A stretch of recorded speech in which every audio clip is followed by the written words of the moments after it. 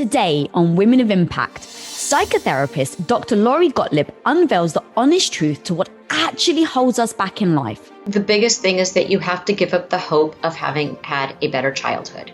A New York Times bestselling author of Maybe You Should Talk to Someone, she addresses head on why we can't escape our own emotional jail cells. Right. When we are in pain, we do something that is going to make us suffer instead of something that is going to help us sit with the pain and move through in a more healing kind of process. And shares shocking tips about embracing your envy. Follow your envy. It tells you what you want. It gives you a sense of your desire. It's like women have so much trouble acknowledging their desires. So guys, get ready for a mind-blowing dose of reality with the no BS doctor and psychotherapist Gottlieb. You literally just gave me the chills.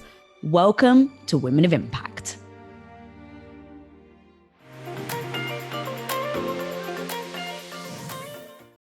Welcome, Laurie, to the show. Well, thank you. I'm so excited to have you here. I've got so much to talk about. And where I think I want to start is really, let's talk about the unreliable narrator, because that really kind of, I think, sets the stage for where we're going to go in the discussion.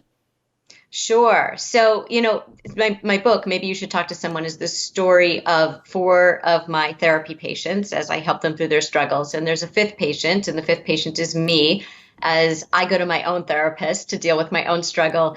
And one of the threads throughout the book is this idea of unreliable narrators, that when people come into therapy, they tell you the story of what is going on, and they are 100% certain that their version of the story is the accurate version of the story.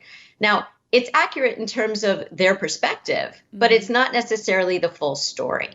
And I think that where people get stuck and why they sometimes feel like, they don't know where to go, or they feel like something is not working, is because they're missing entire parts of the story. And it's almost like, I feel like my job as a therapist is to be an editor and to help people to edit these faulty narratives that they come in with. So break that down for me then. What are the things that if I'm listening to you right now, I'm like, okay, yep, I get it. Maybe my story is just one perspective. How do we start to change that? What's that first step look like? Well, I first think there's this misconception that I think people feel like they're coming to therapy to get to know themselves. And I feel like people are coming to therapy to get to unknow themselves. And by that, I mean to let go of those limiting stories that they're carrying around that are preventing them from really living their lives. And so people come in with stories like, I'm unlovable, or I can't trust anyone. Nothing will ever work out for me, whatever their story is. And that's a story that they picked up long ago that they're still carrying around. And it impacts every choice, decision, behavior that happens during the day. And so I think that that's really important, is sort of unknowing yourself as part of really editing that narrative. Other times people have part of a story, like I see couples a lot in therapy, and you hear one person in the couple telling one version of the story and another person in the couple telling another version of the story. And it's the exact same incident, but they saw it from completely different perspectives. And I think where people can really grow and change and communicate better is to understand and be curious about the other person's part of the story, the other person's perspective. So many times we make assumptions about why somebody acted a certain way or said something to us or did something, and we're completely wrong. Yeah, God, that's so true. And even with the knowing, though, there is such a big gap between knowing something and then how you're feeling. Because I find myself, whenever I'm trying to make a change, whenever I have a problem, I know I've read the books, I've done, the homework, if you will. I've spent years working on myself. But in those moments, the feeling overcomes it. The feeling takes over. So, and going to a quote where you were saying, I know that often people create faulty narratives to make themselves feel better in the moment, even though it makes them feel worse over time. But I also, and this is one thing you were saying about being in your own therapy session, but I also know that boyfriend is a goddamn motherfucking selfish sociopath. I'm in the space of knowing and not knowing. I I laughed out loud so much. And it's because you're a therapist that it carries so much weight. So how do you, knowing yourself, break those two down so that one doesn't influence the other? So there's this great quote also from the book, and it's that I put in the book that somebody else said, which is, insight is the booby prize of therapy. Mm-hmm. And I love that, because I think people think that they're coming to therapy to understand why they do what they do. And so they get the insight. But if they don't make changes, the insight is useless. Right. And so I really feel that most of therapy takes place between sessions, meaning you come to therapy, you learn something about your role in what is not working out. And just because you have the insight doesn't mean anything's going to change. You then have to change your behavior. So for example, somebody might say to me, well, over the weekend, I got into this fight with my partner and I realized exactly why. I understood it this time. And I'll say, well, did you do something different? And they'll look at me like, well, no, but I understood it. Okay, well, that's step one. But now, this next weekend, if you get into another disagreement, you're going to do something different, right? With that knowledge, you have to use the insight. Otherwise, you're just coming and talking about things every week, but you're not really moving forward. And I think that difference that you said about my being aware of that I had a role in this relationship not working out in the book. And then also feeling like, all of your friends are saying, oh, he's such a jerk. I can't believe he did that. And that's the difference between idiot compassion and wise compassion. And so idiot compassion is what we do with our friends. They say, listen to what my boss, my partner, my mother, my sibling, my friend did. And we say, yeah, you're right. They're wrong. I can't believe they did that. That's terrible. We just blindly support our friend. That's idiot compassion, because if you listen to your friend over time, they probably have similar types of things that they've been telling you, maybe different cast of characters, maybe the same person. But you start to notice a pattern, right? That they might have a role in this too, even if it's how they respond to something. And so it's kind of like if a fight breaks out in every bar you're going to, maybe it's you. We don't say that to our friends. When you go to therapy, you get wise compassion, which is we hold up a mirror to you and we help you to see something about yourself that maybe you haven't been willing or able to see. And that's where you can start to examine the story a little bit more closely. We don't do that with idiot compassion. That's amazing. So do you advise them people sit back and say, look, like almost identify and put, okay, this person is an idiot compassion person, this person, and I actually mean that, because knowing who you should turn to and when, at what time is going to be super important during these moments where you're feeling vulnerable.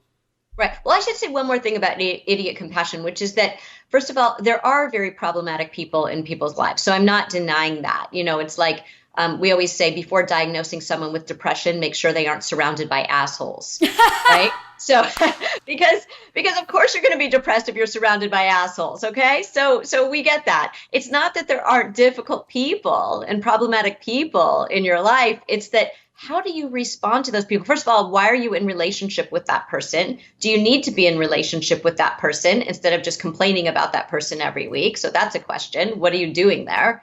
And then the other question is, if you don't need to be in relationship with that person, why aren't you leaving? And if it is someone that you want to be in relationship with for any number of reasons, what are you going to do to respond differently? What are you doing that maybe triggers this other person? And then they start acting like an asshole toward you. So I'm not blaming the person. I'm saying, notice how this is a dynamic. It's a dance that you do with someone else. Notice what your dance steps are. And maybe if you change your dance steps, the other person will be forced to change their dance steps as well, or they'll just fall flat on the dance floor. I love that analogy. That's so cool. So let's talk about change, because I've actually heard, which was super powerful. Explain to me why people don't like to change. I've actually heard you say that because of what change represents. And I'd never heard someone put it in this term. So it really hit me. If you can break that down, that would be great. The thing about change that's tricky is that people think that if you're going to make a positive change, it's going to be easy because it's positive. So I'm going to do this thing that's really good for me. I'm going to leave this relationship. I'm going to eat better. I'm going to do something that's healthy for me. I'm going to switch jobs, whatever it is. And that's going to be easy because I'm looking forward to it. The problem with change is that change involves loss. And what you lose is the familiar. You lose what you already know. And even if the familiar is unpleasant or even miserable, at least it's what you know. And when you have to make a change, you go into a place of uncertainty. Humans don't tend to do well with uncertainty. We get very afraid of what we don't know. So it's really taking this leap of faith. So there's a chapter in Maybe You Should Talk to Someone called How Humans Change. And it shows that we actually go through a series of steps before we make the change. And then there's a step after we make the change. So it starts with pre-contemplation, where you don't even know that you're thinking about making a change. It's completely unconscious to you. And then there's contemplation, where you're starting to think about it, but you're not ready to do anything. And then there's preparation, where you start to prepare to make the change. What am I going to need to do to make this change? And you're both logistically preparing, but also emotionally preparing. Then there's action, where you make the change. And that is not the last step. That is really kind of the first step, because the next step is the important step, and that's called maintenance. How do you maintain the change? And the thing about maintenance is that a lot of people think that if they slip up, and you will in maintenance, by the way, change is not linear. So you say, you're going to call that boyfriend at 3 a.m, even though you told yourself you weren't going to. You're going to eat the thing you said you weren't going to eat. You're going to not exercise. You're going to, not do the thing that you told yourself you were going to do. That's normal. That's to be expected, because change is really hard.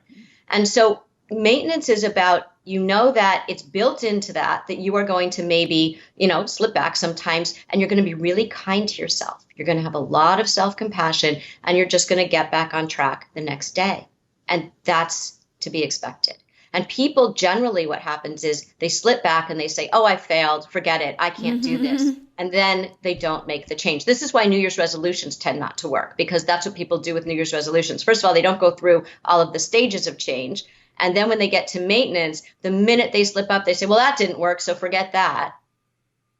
God, that breakdown was so powerful. As you were describing it, it really did seem like it's like the iceberg, where it's like, before you even peak, you need to do all this work underneath. And people think, okay, tomorrow, based on exactly what you were saying about the New Year's resolutions, is you wake up on January 1st and you go, now I'm going to change. You haven't done the entire foundation that when you fail, because it's going to be inevitable, anything you try that's new is going to lead to, at some point, failure. That's how you learn. But if you haven't prepared, then that failure then keeps you down. And I loved what you say about basically change can represent failure, rejection, betrayal, the unknown, and all of these words, even just saying them out loud, people fear. Well, I was even going to say, when you said the word failure, I sort of cringed, because I don't consider that failure. So I consider that success. This is part of the process, right. Going through the process. So people need to reframe that, because that's not failure at all. The fact that you're making the change and that you were very human and it was difficult sometimes, you're still on the path of success. Yeah, God. And it really just comes down to kind of where we started about perspective, because I really do think if you see it as a failure, it will make you feel a certain way. And the best thing that I just always go to is Edison, where it took him like 10,000 tries to do the light bulb. And someone said to him, oh, how did you not get, diminished in spirit when you had 10,000 failures? And he's like, it wasn't 10,000 failures, it was 10,000 lessons. And now every time I'm like, oh my God, you failed, Lisa. Oh my God, I can't believe you did that. I immediately notice that I say that and then flip those words in that language to go, oh, great, you've just learned something. What have you learned? And that empowers me instead of diminishes me. Yeah. And every time you do learn something, like, well, what happened here that made me make that call? Or what happened here that made me do this or that? So you learn something about yourself. Was I feeling anxious? What was going on? And I think generally the reason that we can't change has a lot to do with anxiety. And the anxiety is, it's almost like when you go into a place of uncertainty, you're in a foreign land that you've never been to. You don't know the customs, you don't know the language, you don't understand, you don't know where the landmarks are, all of the familiar things of home to you. Even again, if home was terrible, it still was home. So all of the familiar landmarks aren't there, and you have to navigate this new place. And it's a healthier place, it's a better place, but it's still unfamiliar. So of course it's going to make you anxious. Yeah, it's so true. And as you're saying all this, when people have, pain, they normally, move away from pain, move towards pleasure, which is why most of us love ice cream and hate going to the gym, right? It's like, well, freaking ice cream tastes lovely and the gym can sometimes be very painful. But in fact, I want to quote you on this. It was so powerful. It was that there's a difference between pain and suffering. You're going to have to feel the pain. Everyone feels pain at times, but you don't have to suffer so much. You're not choosing the pain, but you're choosing the suffering. Talk to me about that. Yeah, so that came from a session with my own therapist where I was really having trouble with this breakup, and I was Googling the ex, and I was making up all these stories about what I saw online. Like, he posted a picture of a salad in a restaurant, and I'm like, how can he even eat? How can he even go to a restaurant? How can he even survive and breathe without me? I meant nothing to him, right? This really irrational way of thinking. But of course, that's what happens when you're in grief. And that's what happens when, it's a loss. And so, my therapist said to me, listen, you're going to have to feel pain, but this Google stalking thing, you are creating your own suffering. And so many times what we do is when we are in pain, we do something that is going to make us suffer instead of something that is going to help us sit with the pain and move through in a more healing kind of process. What's going on there? Why do we do that? Because when I was younger, I definitely, if I was sad or if my boyfriend upset me, I would go and listen to the most saddest music I possibly could that would make me feel worse about myself. I would phone the friends that are like, oh my God, what an asshole, and there's a certain weirdness of satisfaction in leaning into it. But what is going on there? Why do we do it? And then how do we, like you said the steps, but how do we force ourselves to stop? Because it feels good to temporarily do that. Right. And what it is it's a distraction from feeling the pain. So even though you're making yourself feel more pain, it's a distraction. And so, and we do this all the time with our feelings. We try to numb them out. People kind of numb out their feelings, even with drama, like listening to those songs or creating drama in your relationship. So you don't actually have to talk about what's going on between the two of you in a relationship. Those very volatile couples, I see them a lot in therapy. The drama is there so they don't have to actually talk about what's not working. So they can, really talk about the harder things. They don't want to do that. Often we will numb our feelings with too much food or too much wine. The mindless scrolling through the internet where you say to yourself, what just happened for the last hour or 3? We've all been Yes. there. So the thing though is that numbness isn't the absence of feelings. Numbness is a sense of being overwhelmed by too many feelings. And so when you try to numb your feelings, it means I am feeling so much right now that I am feeling flooded. I am feeling overwhelmed. And we try to numb them out. But the problem with that is when you try to push down your feelings, they don't go away. In fact, they get bigger because they need air. And so they come out in, insomnia and all these sort of maladaptive behaviors and self-sabotage and stuckness, in relational difficulties, in a short-temperedness. When something is, people will tell you, because they will see that something is not right with you. And that's because you're not actually letting yourself feel your feelings. Because when you feel your feelings, now you can deal with them. I always say that feelings are like a compass. They tell us what direction to go in. So if you're feeling sad, it tells you, well, wait, what's not working that's making me sad? Or you're feeling angry. Did someone just sort of cross a boundary that didn't feel good to me? Did I feel hurt? Did I feel misunderstood? Am I feeling unseen? If you're feeling anxious, what is making me anxious? What is not working in my life? And then you can do something with it. It's like a roadmap. Even envy, people, especially women, they feel like envy is so taboo. I feel like envy is a great point on the compass because I always say to people, follow your envy. It tells you what you want. It gives you a sense of your desire. It's like women have so much trouble acknowledging their desires. We can sometimes say, I deserve, which is different from I desire. I deserve is almost angry. Like, I'm going to tell you, I deserve this. I desire is from a place of that fire in the belly, that passion, right? And so with envy, people are like, oh, I don't want to feel envious of her. Well, no. That's great that you feel envious because it's telling you that you have a desire for something more in your life. Maybe you want what she has, but maybe you want your own version of that. And then what can you do to go about getting it?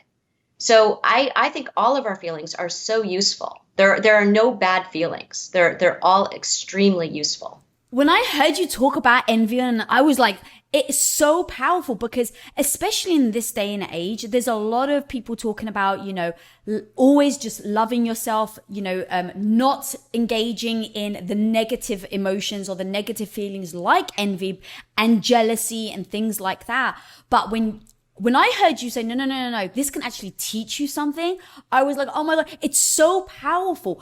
But how do you then keep sitting in it without feeling badly? So for instance, let's take jealousy, right? Jealousy can be tough. It can be detrimental to your own self-esteem, especially if you're talking about in a romantic relationship. So how would you even address that without it being detrimental to your self-esteem and staying on with the goal of, I'm using this to better my relationship? Yeah, there are no bad feelings. There are unfortunate ways that we deal with them. So there are healthy ways to deal with them and unhealthy ways to deal with them. So an unhealthy way would be, I'm feeling this envy and now I'm going to self-flagellate. I'm going to tell myself that I'm unworthy, that I'm never going to get what I want, that I don't deserve it. All of those thought processes that follow. Or you can take the envy and say, wow, I could really do something like that. Or I could do my own version of that. Or wouldn't it be exciting if I sat down and made a list of all the things that I desire and made some notes about, who I can talk to or where I can get support for this or how I can get some guidance on this. And what are some things, can I do some internet research on how I can get closer to getting something like that for me? Wow, I love that. Because it's very difficult. We've been taught that feeling envy, feeling jealousy, like there's almost some shame that you bring onto yourself for feeling it in the first place. Right. And I think that what people do is they sort of bathe in the shame. They sort of take a shame bath. They just sit there and wallow in the shame. And instead of saying, wait a minute, why am I ashamed of the fact that I haven't gotten there yet?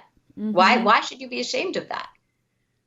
And I think that we judge ourselves so much in this comparative process, right? And I think the problem with comparison is that you have one of two outcomes. One outcome is I'm talking sort of about social media in particular. Yeah. When you see things on social media and you start to feel that comparison, which we all do, sometimes what you do is you say, well, I'm better than that, right? So that's one response. It's like, oh, well, my this or that was more successful than that. So at least I'm okay, right? Which is like this place of narcissism almost. It's not a true sense of self-worth.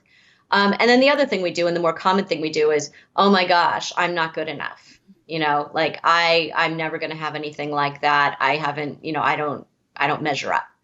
So you're either inferior or superior to. And so that's just not helpful with comparison. And I think with comparison, the person we need to compare ourselves to is ourselves. And so it's, what am I doing today that has led me to somewhere beyond where I was yesterday? And if you compare yourself to who you were yesterday or what you did yesterday to moving forward, that's the comparison you need to make. If you see yourself falling short there, that's a good signal for you that maybe I need to be more intentional. Maybe I need support. Maybe I'm having trouble doing this on my own. I think so many people assume they're supposed to be able to know how to do things on their own when we really need other people to help us, to guide us, to bounce ideas off of, to buoy us up when we're feeling like, we're stuck.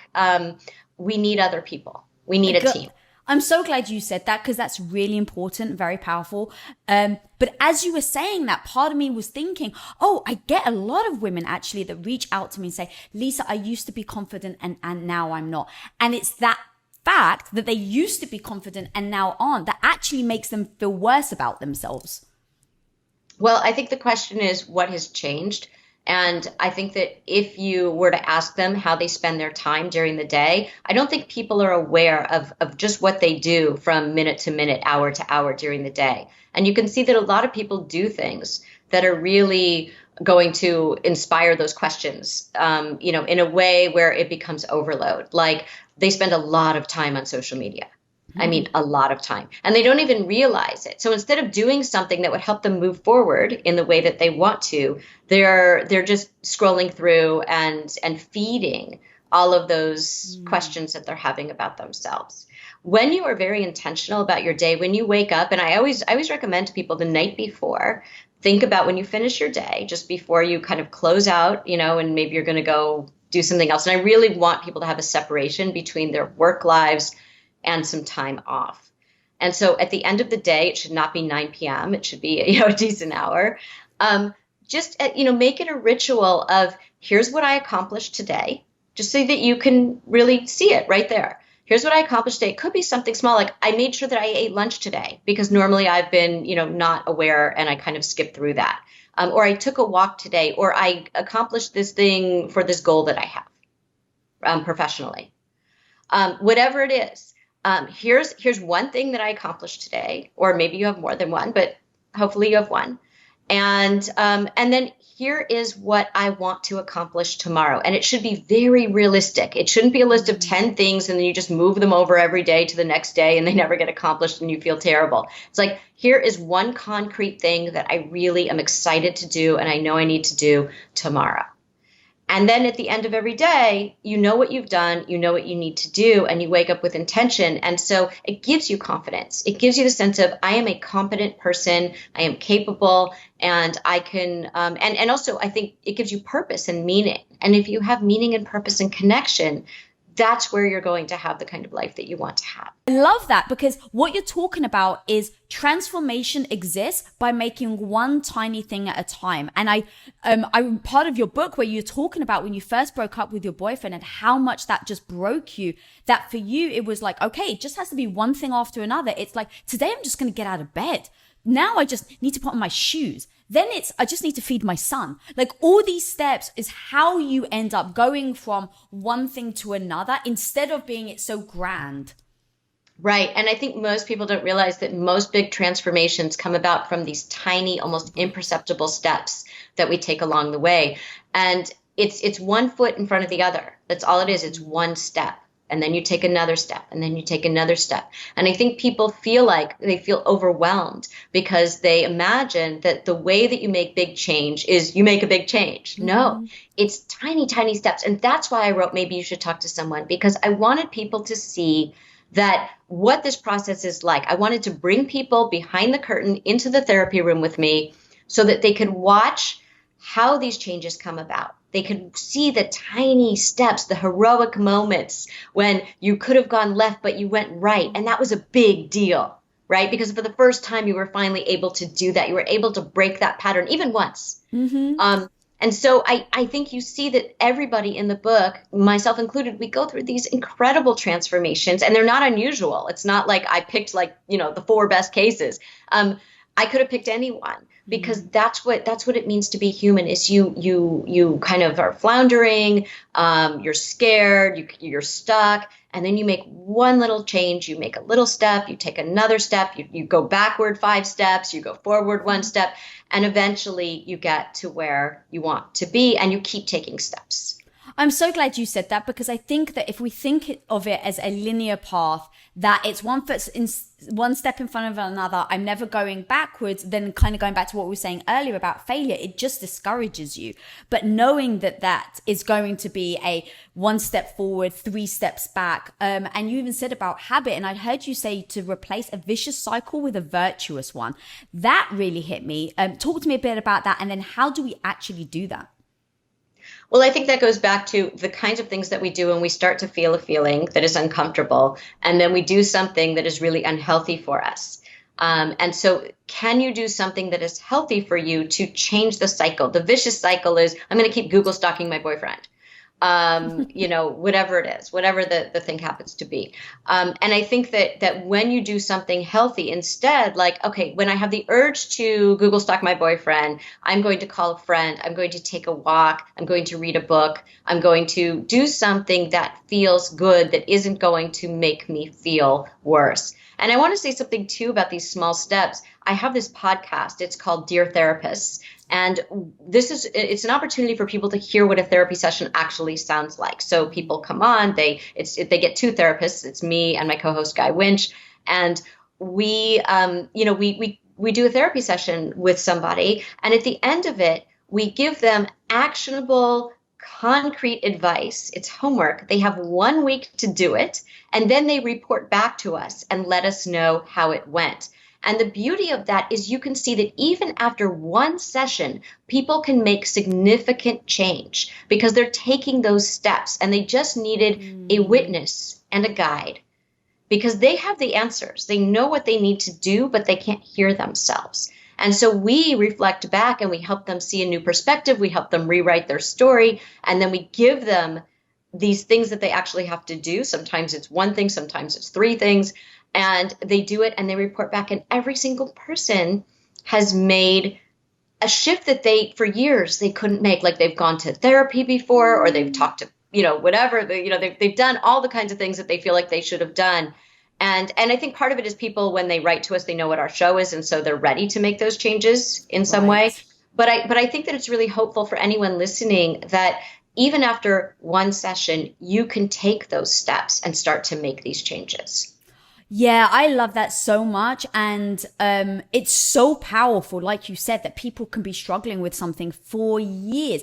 And usually I think people go to what's wrong with me, right? Like, why can't I get over this? What's wrong with me? And having just the tools, right? And a guide, like the right guide, you talk about a compass. I love those analogies because I'm always like, what's my North Star and how the hell do I get there? So if my North Star is get over this relationship or get over my partner cheating or whatever that may be, I know I need the North Star, and now I need the roadmap on how I'm going to get there, right? Otherwise, like, I'm never I know where it is. I just don't know the steps to take in order to achieve my destination. Well, right. And that's why, having that other perspective really helps. I always say that therapy is like getting a really good second opinion on your life from someone who's not already in your life. And the not already in your life is so important because this person can see you so much more clearly than people who are too close. And you're too close to yourself to see it. And then the people close to you are too close to you to see it. So it's kind of like if you're looking at a map and you're zoomed way in, you can't see the big picture. You can't see all the other streets. You can't see anything else other than that little tiny thing that you're zoomed in on. And a therapist they're already zoomed out because they have this distance, right? So I think it's so useful to be able to go to talk to somebody who is not already in your life.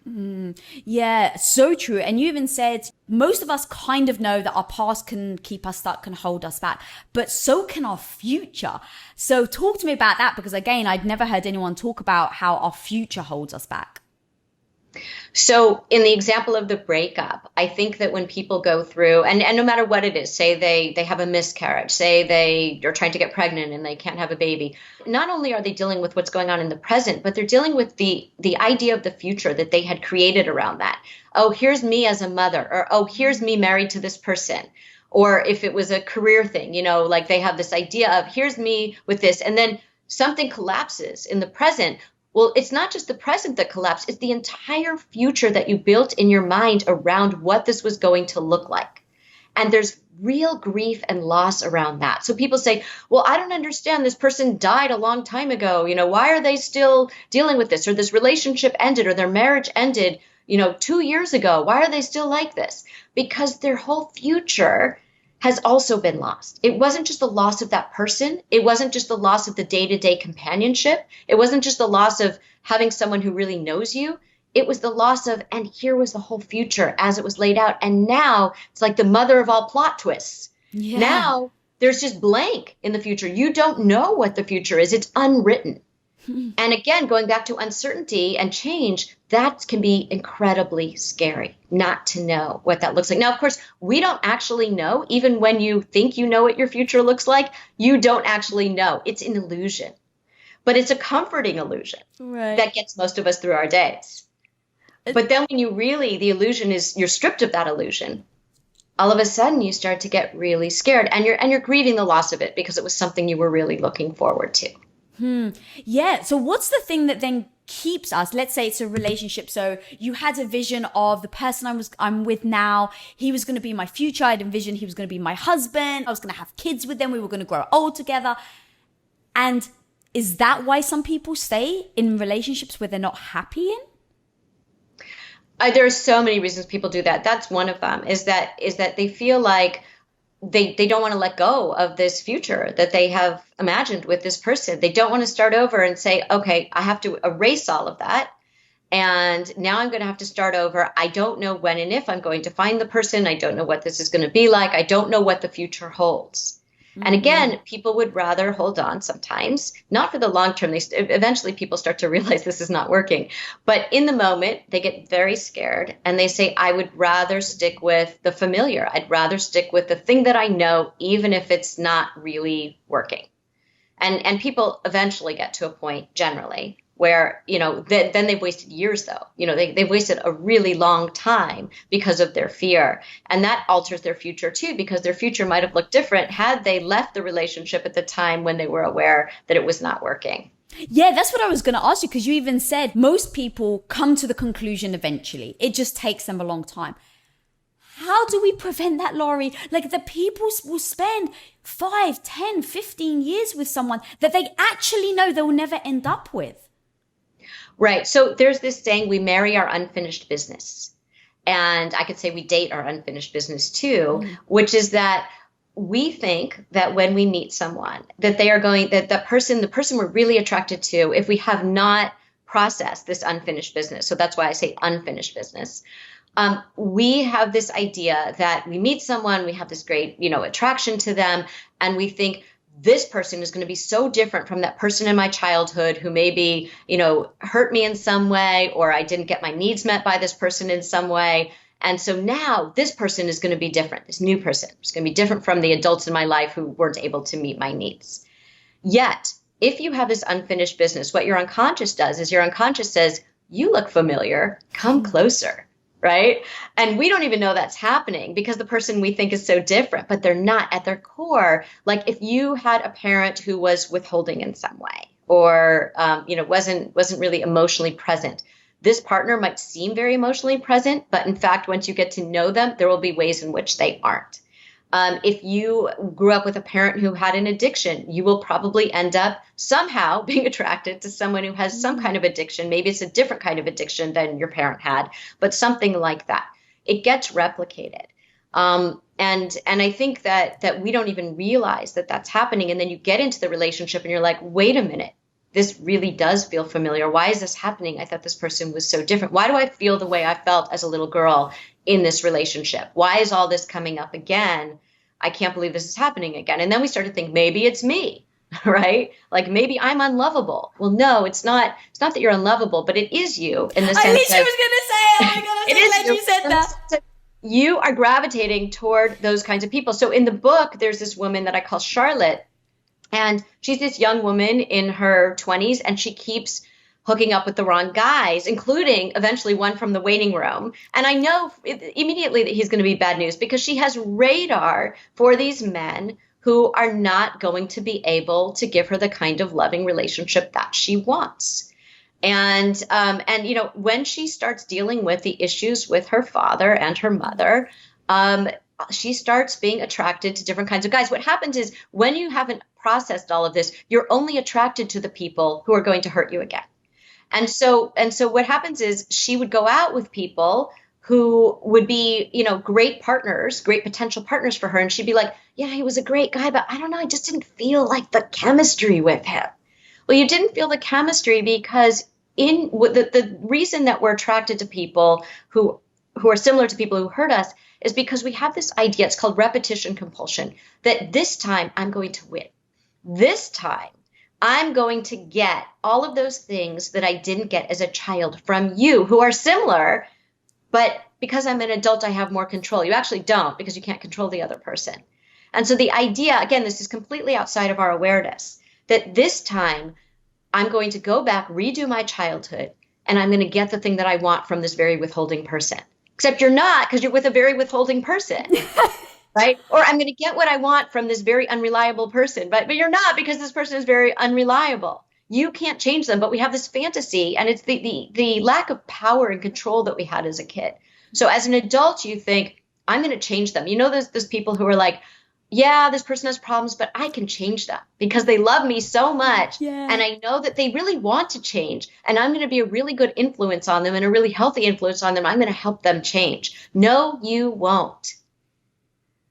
meet a healthy person, be a healthy person, meet a healthy person. That's going to be a healthy relationship. God, yeah, it's so true. Like, so I don't know if I've been with my husband now. We've been together for over 20 years. We've been married for going on 19 years. And people keep saying, what's the secret? What's the secret? And every time I want to give like lots of tips, it all comes down to selection matters. Yes. Yes, I just did an interview with somebody who he's about to turn 90 and he was married. His wife just died and he was married for 60 years and over 60 years actually. And somebody said to him in the chat, what is the secret to a happy marriage? Because they were completely in love with each other this whole time. And he said, his wife's name was Marilyn. He said, marry someone like Marilyn. And I think it's exactly what you're saying is it matters who you marry. And so many times people don't look for the qualities that are going to be important in a happy, lasting, loving relationship. And those are the character qualities. So someone will say, I get this in therapy all the time. Someone will come in and they'll say, I'm so in love with him. And I don't know why he just doesn't call when he says he will, but I'm so in love with him. It's like, so you think that you're going to be happy in a lifetime of being with this person who is unreliable, who doesn't keep his word, who leaves you feeling anxious and abandoned all the time, right? So you love what? What do you love? And again, that's the recapitulation of the childhood stuff. So I think when we say like, what is love? That's a really good question. What does it mean to love someone? And what does it mean to be loving to someone? Love as a verb. Is this person, when he says he loves you or she says she loves you, what does that mean to that person? Because they're not acting in a loving way toward you. It is not loving to say, I am going to be home at this hour and then just call you 2 hours later and say, oh, sorry, I lost track of time on a regular basis. That is not acting in a respectful, loving way. So what does love mean? You say you love this person. Are you being loving toward them? Are they being loving toward you?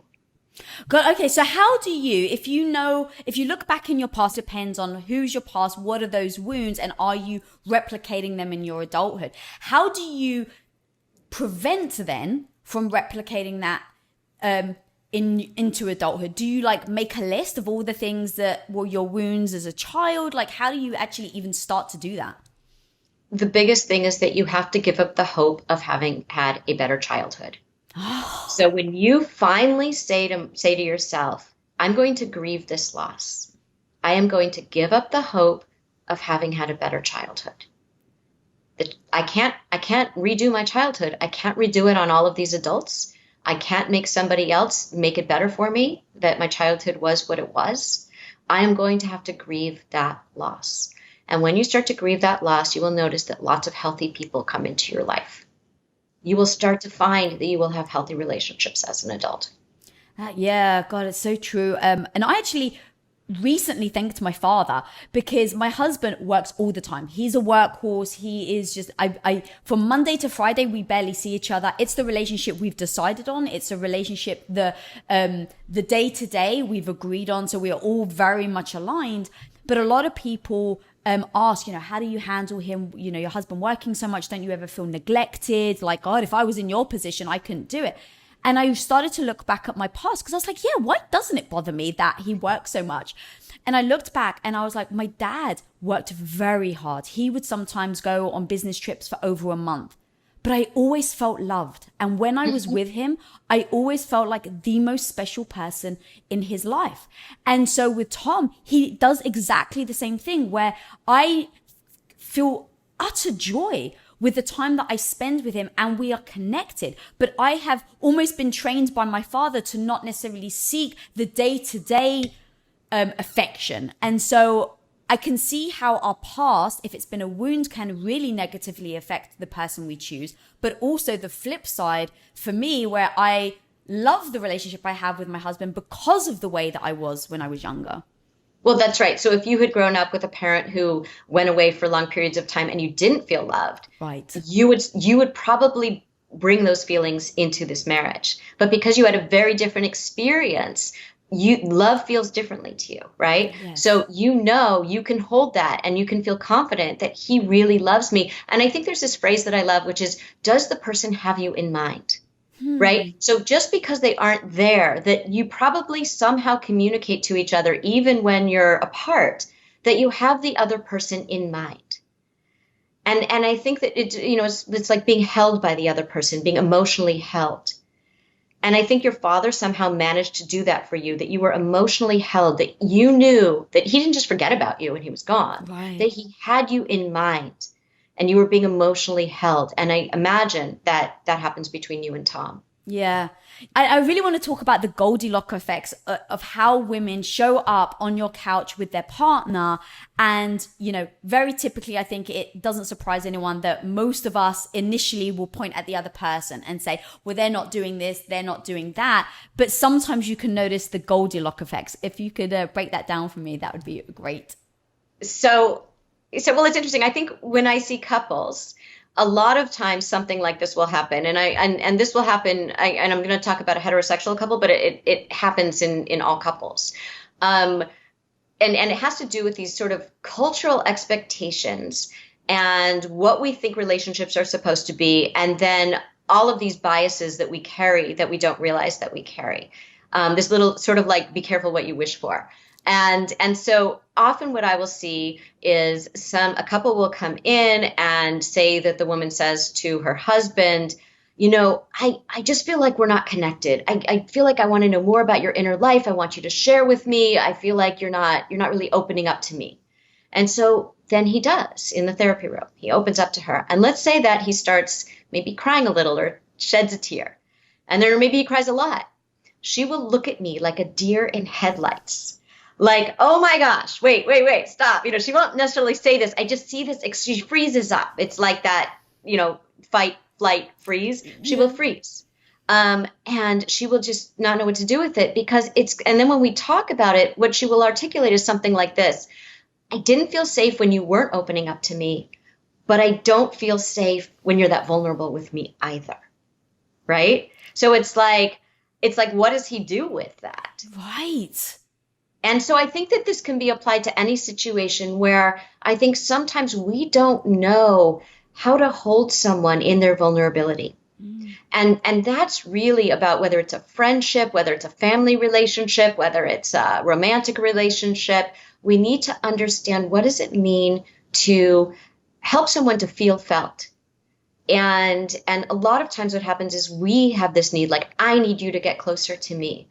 Instead of saying, like, how can we get closer to each other? What is it that you need from me as a listener? Yeah, there's something about being seen and heard that is extremely powerful. And I even heard you say that, like, that can be even more powerful sometimes than I love you. Yeah, in fact, I had this couple where one person said to the other, you know what 3 words would mean the most to me? And the other person said, I love you. And this first person said, no, I understand you. Those 3 words, I understand you. We have this deep human need to be understood. And that's why when we go back to listening, I think so many times people come to us and they want to talk to us about something, people close to us. And one thing that happens is we give them what we think they need in that moment based on what we might need in that moment. But we don't ask them, like, how can I help in this moment? How can I be here for you? Maybe they just want to vent because the thing just happened and they're not ready to hear anything else right now. Maybe they just want to be understood. Maybe they just want a hug. Maybe they do want to know how you think about it or what your thoughts are. Maybe they do want you to brainstorm solutions, but you don't know unless you ask them. So many times people get tripped up because they think, I was so supportive of this person and they got mad at me and I don't understand why. Or they felt like I wasn't listening, but I was totally listening. In fact, I even gave them 3 solutions. Right? and it's like, you didn't ask them what they're wanting in this moment. And by the way, just because someone comes to you with something doesn't mean that's the only conversation about it. So there's a conversation, and maybe a week later or 2 days later or a month later, the conversation comes up again, and maybe they need something different this time than they needed that first time. So how do you, like, going back to the Goldilocks effect, you think you know what you want, and you think it's okay, I want you to listen, or I want you to speak up, I want you to share. And then in those moments, it becomes this like, oh God, actually don't know what to do. How do you know then? Or is it just like a test and see? Because saying to someone, hey, I really need you to listen, So they may interpret every time I talk to you now, all I want you to do is listen. But sometimes you want someone to listen. Sometimes you want someone to give you advice. Sometimes you want the person to share. Sometimes you actually don't want the person to share. Sometimes you want your partner to cry. Sometimes them crying makes you extremely uncomfortable. So is it just, you just got to deal with the good, the bad, the ugly, everything that comes with it? No, I think you have to communicate what you need. And I think we don't know to do that. We didn't grow up learning how to do that. In fact, so many times when I think about, I'm a parent and I think about other parents, so many times when our kids come to us with something like, look what happened today, I got to tell you what happened today, and they're really upset about something, our instinct is because we are uncomfortable with their discomfort. We can't handle their pain. We want to take away their pain when they're not really needing that. They're really wanting someone to sit with them in the feeling that they're having. Can you sit with me in my sadness? Can you sit with me in my anxiety? Can you sit with me in my anger so that I can make sense of this, right? But what parents do is they say, well, you should do this tomorrow, or you should try this, or, oh my gosh, that's terrible, and I'm going to call the school, and whatever it is, instead of just saying 3 words, which are, tell me more. If you come from a place of curiosity, so your kid is telling you something like, this happened and this person didn't sit with me at lunch and, this happened. Oh, wow. Tell me more. Well, I was so upset because blah, blah, blah, blah, blah, blah, blah, and you can say, that sounds really hard, because it does. You're not making that, like, you can actually get into the space. Can you put yourself in the other person's shoes and just be in their place and not in your space, which is, oh my God, how can I make my kid happy? Let's go get ice cream, right? Yeah. The things that we do to try to distract them. Let's distract them from their feelings. Look over here, look over here, look over here, right? Yeah. As opposed to, let's just sit with this, like, it's going to be okay. And what you're doing is you're sending a signal to your child that it's going to be okay. We can sit in these feelings and you're not going to drown in that. I love that. But what happens if it's, let's say, your partner in this situation when you're on the couch and you're saying, hey, share with me, and they're sharing, and then you are the deer in headlights. Do you force yourself to say, oh my God, tell me more? Like, in those situations, how do you almost coach the person in deer in headlights? Well, in this case, like when it happens in the therapy office, I want to know why that person got so anxious. Like, what made that person so anxious? So if you can ask yourself, why is this making me so anxious? This is a person that I love. They're telling me about a difficult experience. What is coming up for me about my own history and my own past that is making it hard for me to tolerate someone's discomfort? And it might be that you learned when you were growing up that discomfort is bad and we get rid of it right away. You learn that when your parents experienced discomfort, it would escalate into something, or you would get blamed for something, or it would be turned around and it would suddenly be your fault. What is going on for you? Why is it hard to hear something that's hard for somebody else? Are you projecting something from somebody else from the past onto the person who's sitting right in front of you? Boom. Laurie, I honestly could talk to you for so long, girl. Your book is freaking amazing. Please tell everyone where they can find your book and where they can follow you and everything that you're up to. Sure. Yeah. They can find Maybe You Should Talk to Someone wherever they buy their books, online, in bookstores, wherever they prefer.